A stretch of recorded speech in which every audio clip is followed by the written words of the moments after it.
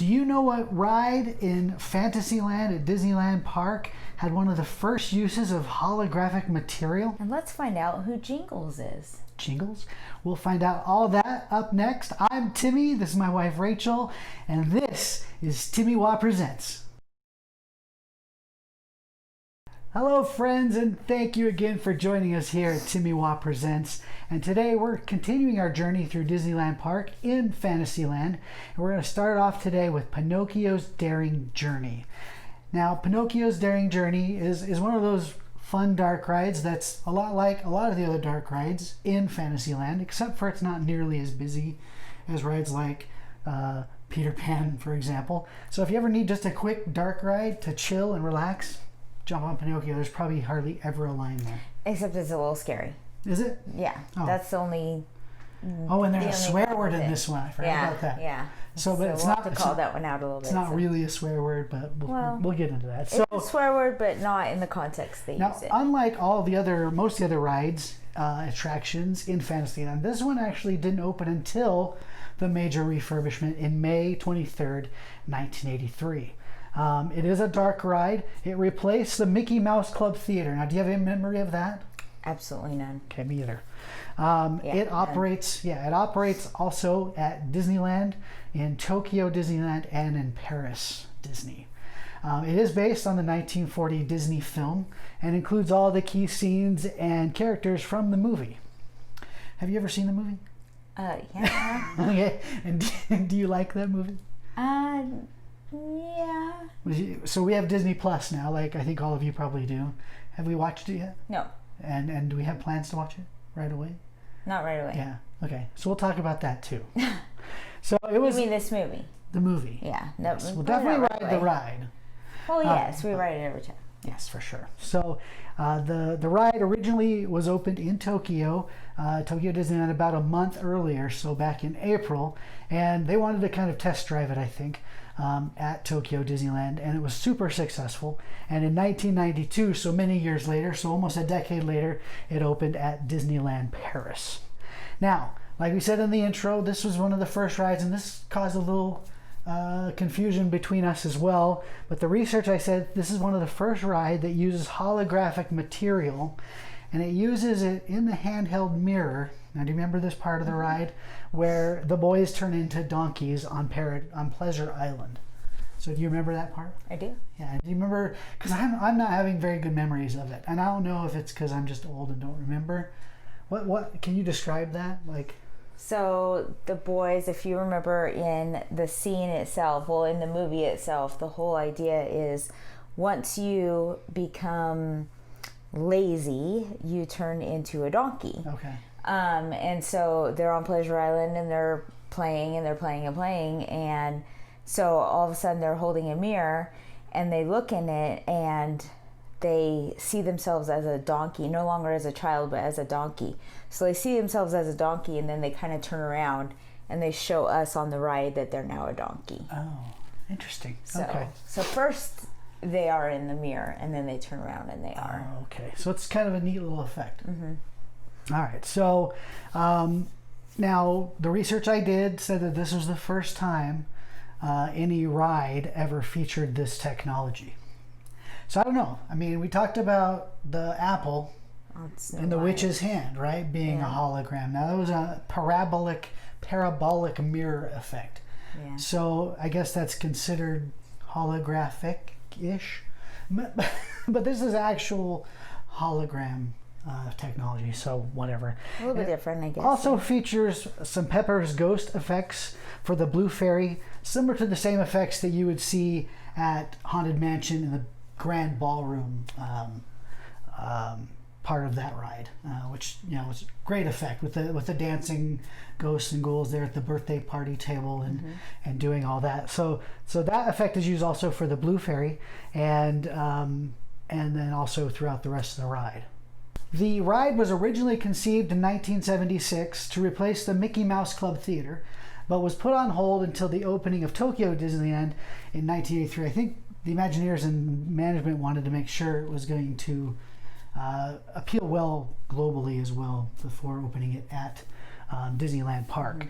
And as we said at the beginning, this ride is fun. There's a couple scary moments, but rarely a long line. The wait time maybe 10, 15, 20 minutes tops. Tops. Yeah. Like you walk right on most times. And kind of the idea, and we talked about this with Snow White as well, is kind of the idea is you go on Peter Pan, you go on Mr. Toad, you go on Alice in Wonderland, and you save Snow White and you save Peter Pan, you save Snow White and you save Pinocchio for the very end, because it's usually like 5 minutes. Okay. Literally. It's like, okay, at the very end, then we'll ride those two. And when we have nothing left to do and we're waiting for the rest of our party in Fantasyland, you go on Pinocchio again, because it's a super short line and you can do that. But again, as we have said, there's some scary parts. So let's talk about that. Well, so again, the boys get turned into donkeys, and when we've talked about, there's a swear word. As we know, there's another word for the word donkey, and that's ass. And the guy actually does say that, and he actually says something about don't be a jackass. Don't be a jackass. Yeah, You'll turn into a jackass. Which is said in the movie as well, and he does say it in the ride. He does throw them into cages. Yep. He does, lock them up. Talk about taking them to the salt mine, and Geppetto, Pinocchio's father, does get swallowed by Monstro the whale. So Classic. The movie itself, if you think about it, is kind of scary, but it's a little bit more fun. But the ride is, I don't know, I guess I may not have thought of it as scary growing up, but this last time that we went to Disneyland, riding with little kids. Oh yeah, we went with a 7-year-old and a 4-year-old. And then I think we were in a different car than them, but I think right behind us there was another family that had little kids. And I think when we got off the ride, this other family was like, whoa, that was way over the top scary for our kids. And we kind of went, oh yeah, that can be scary. Right. Like between that one and a little bit of the stuff on Mr. Toad with the hell scene, and a little bit of the stuff with the Wicked Witch on Snow White. There are some scenes at the end that are a little bit scary for these little tiny kids. That's now, true. if they've seen the movie, they might not be so scared. But if they haven't seen the movie, they might be going, what the heck is this? So just keep that in mind. Make sure you keep your kids close. Make sure you prepare them, like maybe show them the movie beforehand, and just make sure that they are aware of what's going to happen. We're absolutely not here to tell you how to raise your kids or how to protect them from the world or whatever, because that's all on you guys. But one thing that just discussing all this, I think, is probably wise to do with your children if they're small, and again, completely up to you how you do this, is maybe just prep them for the language that's used, and just say, hey, this is just another word for a donkey, and that that if you need to prep them for that and get them in the right mindset so that they're not offended or bothered by it. I think that's probably a smart little conversation to have ahead of time for this particular attraction. Parental guidance suggestion. I don't know if there was going to be a PG rated ride at Disney in Fantasyland. That's probably the one. But again, we're not here to teach you how to parent, but just a thought. Just prep your kids. The ride is pretty basic. It's like all the other rides. There's 2 rows and 2 adults in each row, so 4 people pretty much. You can fit probably squeeze little children in there. The ride itself, typical length, 3 minutes at the most. 2 to 3, something. And very, very mellow, very easy to go. I mean, there's some side to side action, but just it's not bumpy. It's not ups and downs. It's pretty tame. It's about the same as Snow White, so pregnancy is okay. Right. You do have to transfer from a wheelchair into it, so no wheelchairs. And it does at times close for fireworks, so just be aware of that. That's typical for Fantasyland rides, as we've mentioned. So just be aware of that. But another great little escape if you need a breather. If your Apple Watch is telling you need to breathe or relax, then that's a good place to do it, because it'll be quick. And from the heat, if you need to pop in from the heat. And you, as much as we may have at the very beginning critiqued Pinocchio as a movie or whatever, it's still fun. It's still Disney. It's still magical. I do like it. Pinocchio is awesome, and Jiminy Cricket's super fantastic, and he's a superhero. So we love that ride. Great I will ride. say one thing about it. At the end, as if you remember a couple times ago, we actually got stuck on the ride. Oh yeah. At the very end, the ride broke down. Yep, in the bedroom, and we actually had to get off and walk the rest of the way. There's nothing like seeing a ride broken down and actually having to get off and walk it and go, whoa, so this is what it looks like behind the scenes. But anyways, at the end, when you're in the bedroom, the blue fairy, which Tim described how that's kind of done. It's and this is kind of something I guess that has always bother is a strong word, but maybe annoyed. I don't know. Okay. But it depends on where you are in the sequence. Sometimes you get to see the blue fairy and sometimes you don't, because as you come around that corner, sometimes the timing of it, sometimes she's just finishing up her little scene and you just miss her, and sometimes you get there right as she's doing her little thing. And so just know if you don't get to see her, just jump go back on again. Yeah, it's a 5-minute line, it's a 2-minute ride, just jump back on again and you'll get to see her. Yeah. So cool. So great ride, have fun with that. And if you like the ride and you like this video so far, give us a thumbs up down below, hit that like button. And let's talk about now King Arthur Carousel. Now this is another ride that we'll get into here real quick that doesn't have a possessive on it. It's Cinderella Castle, it's Sleeping Beauty Castle. This is King Arthur Carousel, not King Arthur's Carousel. So we'll get into that. Interesting, yeah. All right, let's talk about that right now. Alrighty, so King Arthur Carousel. So King Arthur Carousel opened with the park on July 15th in 1955. It was purchased in 1954 from Sunnyside Beach Park in Toronto, Ontario, Canada, where it had operated since 1922. That is an old carousel. But it had to be heavily refurbished so that it got to the point where Walt Disney was satisfied with it, because he had his dream of what he wanted it to look like, right? So that included adding a fourth course or a fourth circle of animals, because originally it only had 3. They also altered all of the standing horses to be jumpers, so that it looked like they were jumping. Yeah, that was Disney's thing. He wanted all of them to be jumpers. Yeah, if you think about it on Mary Poppins, well, if you haven't been on the ride, if you think about it on the movie Mary Poppins, they all have their legs bent. So they had to cut off all their legs and add new ones to make them look like they were bent. So that's pretty cool. Make them look like they were jumping. He wanted over it to be fences. active and upbeat and fun, and make them look like they were running. They removed all the benches and chariots and reused them on the Casey Jr. attraction, which we'll talk about in a couple of weeks, or maybe next week.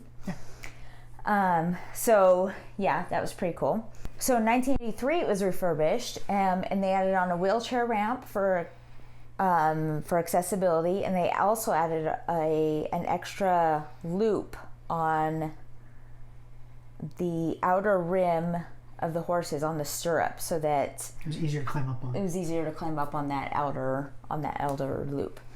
The extra courses were purchased from many places around North America to fill out the carousel, and 72 horses in total are featured. That's a lot of horses. That's a lot of horses, and I don't think any two are the same. Nope. Are they? Nope. Yeah. They're all unique. They all have their different little personalities and their different looks and different designs and different paint jobs. Just like us.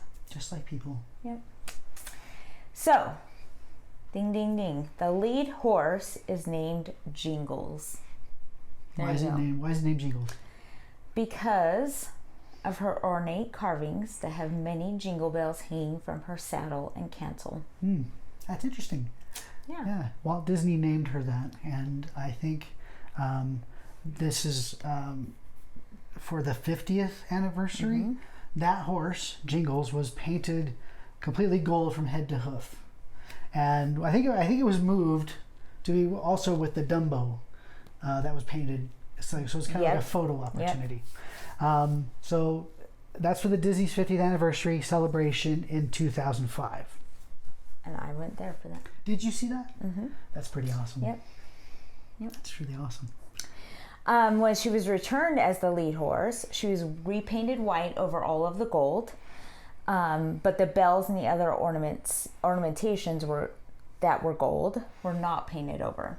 To keep that effect. Yeah, so to keep that beautiful effect. So they stayed gold. That's awesome. So that's pretty cool. So go look for that. Look for Jingles. Go find Jingles. Take a picture, a selfie with her, and share it with us here in the comments below.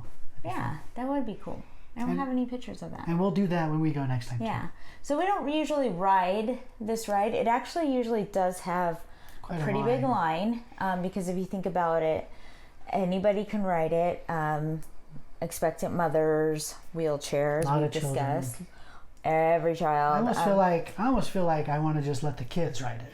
Yeah. Like I don't want to waste their opportunity by some big fat white guy jumping in there and taking up a horse. You know, I feel like it's a kid's ride. Yeah. And I don't have a problem with carousels. I don't mind. I don't either. I don't get dizzy or even with my whatever. dizzy thing, I can still ride I think they're them. great. The music is fantastic. It's actually calliope music that's Disney songs, so you can actually recognize the music. So as I'm walking by, I sing along with the songs. Yeah, it's pretty cool. But you're right. If one of my nieces and nephews or a child that I'm with wants to ride it, I will take them to ride it. Absolutely. But I don't personally just go, oh, I'm an adult and I want to go ride this ride, because I don't necessarily want to take up the space on the ride to ride it. That's my feeling. It's kind of my feeling too. So cool. So there's yes. Go ahead. No, go ahead. I was gonna say, so right in front. So another part of the refurbishment in 1983 that I didn't put in our notes here was that the ride itself was actually pushed back a bunch. I don't know, a couple hundred feet, to give room for more walking space and for the new facades that they were building on all the other rides. So it was just pushed back. Because remember, they changed the facade of all of it. We've talked about that on all of the Fantasyland rides. So if you're standing at the castle looking towards King Arthur Carousel, right in front, there's a cool little planter and it's really pretty, and then there's a sword in the stone. Now right now this is nearby the sword in the stone, which is now just a photo op.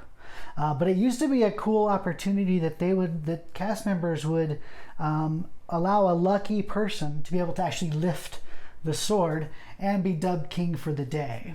And they probably got like a pin or something to wear that recognized them. I think it was a pin. Yeah, so it was probably varied, but the last time this happened wasn't since 2006. Yeah. So it's been a while. But people now still... it doesn't even budge. Now you just lift it and you take a picture pretending you're lifting really hard. Yeah. So since 2006 is the last time this happened. But you know, we still go up there and I still take a picture and I still lift it, feeling like maybe there's this chance that maybe there's some cast member lurking around that might have the switch, that they'll let it go for me and I'll be able to pick it up. I think that's not gonna happen. I still dream that. Yeah. I actually have a couple of cool pictures of our niece and nephew. Yeah. This last trip trying to super lift the stone. cute. So take advantage of that photo op. Make sure you get one of the cast members to do that, and that's fun. That's one of those. It's a dream. A wish your heart makes, or whatever they call that. I don't know. A dream is a wish your heart makes. There you go. Thank you. I knew someone could remember that for me. So that's right in front of the carousel, and that's fun to do. Now, as in all Fantasyland rides, this one may close for fireworks as well. Now, because they did build the wheelchair ramp, you can actually ride your wheelchairs up into the ride and enjoy the ride. I don't know what the capacity is on that. I don't know how many they can do at a time. Because I think they have little hooks that they hook your wheelchair into. So that'd be something you ask a cast member to get that figured out. The typical ride length is about 2 minutes. And again, very, very mellow, just round and round, nothing special. I mean, I think the horses go up and down, but they have seat belts to help. So no height restrictions. Pregnancy is okay. Wheelchairs are okay, and that's it. That's the King Arthur Carousel. And any other thoughts? Nope, that's it. That's great. Cool. So thank you again for watching. If you noticed Our numbers went up a little bit since last time.